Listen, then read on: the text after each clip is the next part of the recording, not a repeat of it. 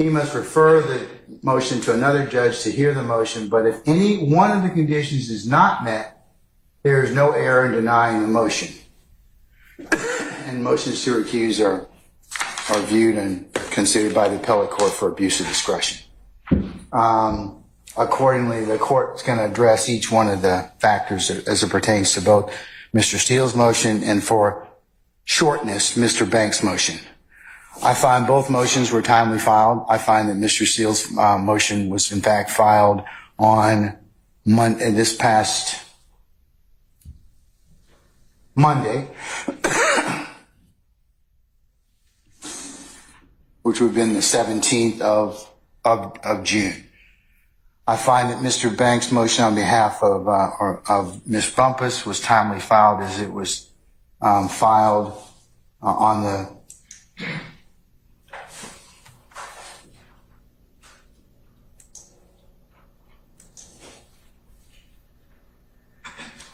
filed on the 14th of June at 10:40 p.m.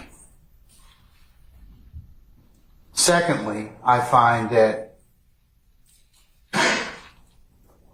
in addressing the legal sufficiency of the affidavit, that means, was it sworn? Was it sworn before a notary? Is in proper form?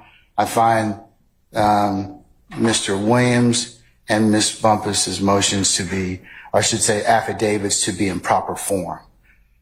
The third thing that the court has to review, and like I said, I reviewed, is the legal sufficiency of your grounds of the motion. And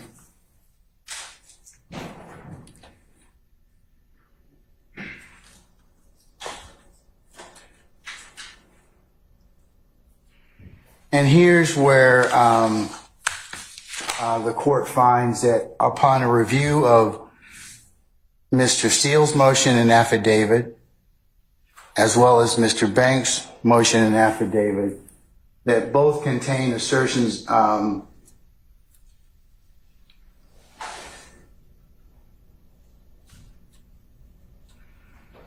bare assertions and legal conclusions which aren't sufficient for the court to grant your motion at this point in time and refer it to another judge for it to be heard. So I'm going to deny the motion at this point in time. I invite you all to look at Baptiste versus the state. Just because adverse rulings have been made, doesn't mean that the court stops the trial. So I'm going to make that. I'll reduce both of